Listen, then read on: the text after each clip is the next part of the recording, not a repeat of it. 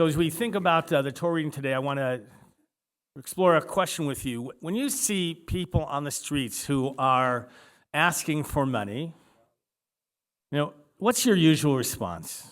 I mean, how many of you, I won't ask you to raise hands because I know sometimes it can be embarrassing, right? How many of you tend to not look at them? Don't raise your hand, right? How many of you tend to not look at them?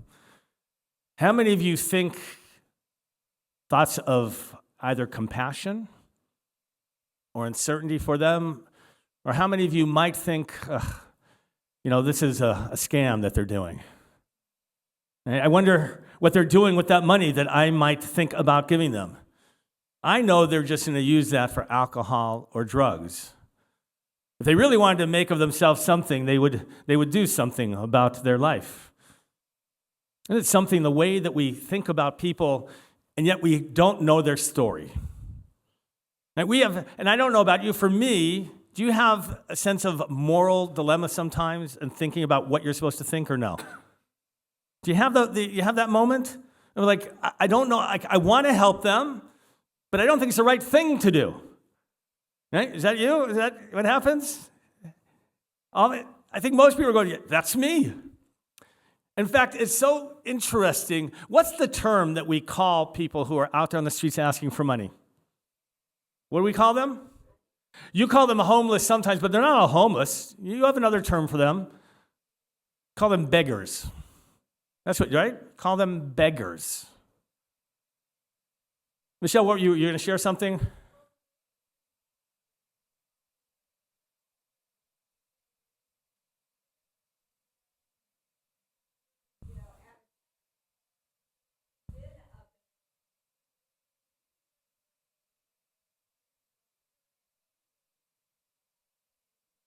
We don't know about their stories, do we? Now, how many of you have been to Israel? Raise your hand if you've been to Israel. Raise your hand. How many of you have seen people out asking for money from people on the streets? How many of you have seen that? Well, it's a smaller group, right? But what's different about how they do it? You may know, when you're in Israel, and I haven't been in a while in terms of day-to-day, in terms of just being able to walk around, yes? They have a box sometimes, but by the way, are they shy about approaching you? No. They'll walk right up to you, and they'll go like this. Now, you might think that that's what we would just call chutzpah. Now, you might think, it's just like, no, like, they don't just sit quietly. In fact, in America and other places in Europe as well, if somebody were approached you on the street, you would be offended. Isn't that true? You'd say, stay away from me. Don't make me nervous. Don't approach me. So what's the difference in Israel? It's fascinating. If you don't know this, is that they consider it a mitzvah, right? It is considered a mitzvah to give. Will we all agree? It's a commandment. And tzedakah. And it comes, by the way, from the Torah. In fact, in our portion today, just to take for a moment here, turn back to page 7. What page is that? Verse 22. Page 727 if you want. Some of you may know this law. Verse 22, when you reap the harvest of your land, you shall not reap all the way to the edges of your field or gather the gleanings of your harvest. You shall leave them for the poor and the stranger. So in the agricultural society, there were two commands here, that when you harvest your field, you had to leave a corner, a payah, for the homeless, for the widow, for others who were in need. That was your obligation. You had to leave it. As well, by the way, if you dropped things on the ground, you had to leave them. It's almost like one of those things, like it's bashert, as we say. It was meant to be, like it's for somebody else. And if you went into the field and you left some sheaves out there, you had to leave it for them as well. Built into the very fabric and law was the idea that you are commanded to give. So in Israel, here's such a fascinating idea. I don't know whether it's only the Jewish people who come up with this, is that when they come up with you and open their hand like this, they're allowing the opportunity to do a mitzvah. Isn't that something? The idea that you can help somebody, they don't see it as an act of shame. They actually, because they believe that they've done what they can in life and they need some assistance because life just hasn't been good, and so they believe that they can give the opportunity for a mitzvah. When you give to someone and you know that it's going for a good purpose, do you feel good? So what I want to share is the idea of giving is what humanizes us. Not to give dehumanizes us. Don't you feel dehumanized when you walk by somebody? Don't you feel less of who you are? You can't look them in the eyes and because you just want to pretend they're not there because you're not going to give to them. And it's easier to ignore them. In the Jewish tradition, that's just not part of how we look at it. Now, by the way, I'm not saying you should give to every person. But by the way, what I advocate always is, I know it's very nerve-wracking when you make eye contact, but it's to acknowledge people. Give them the dignity of at least saying, hello, good luck, whatever it might be. They may ask you for something. You might give them something depending on what you're feeling.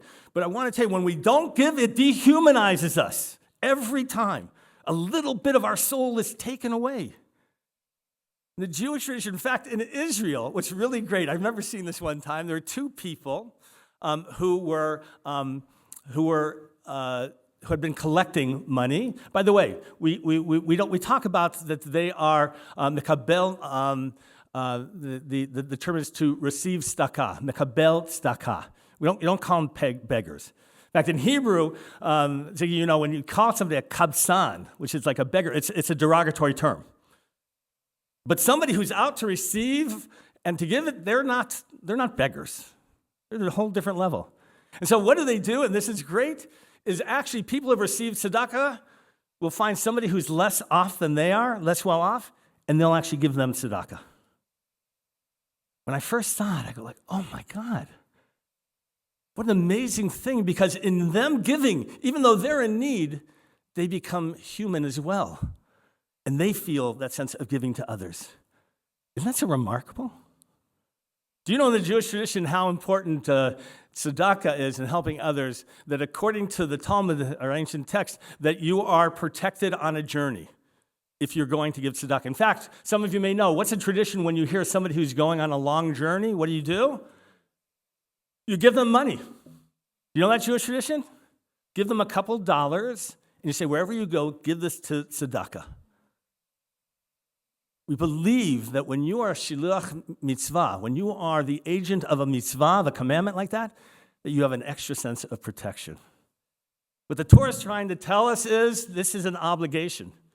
In the Christian language, any of you ever heard of, they have a kinder term sometimes instead of beggar, giving alms. You ever heard that term, giving alms? Where does that come from? Alms comes from a Greek that means compassion or mercy, which is a much better word, I think. But in Hebrew, those of you who know the word tzedakah, doesn't mean charity, doesn't mean even compassion. It means justice or righteousness. Our acts of giving help to redistribute justice in the world when it just doesn't quite work on its own.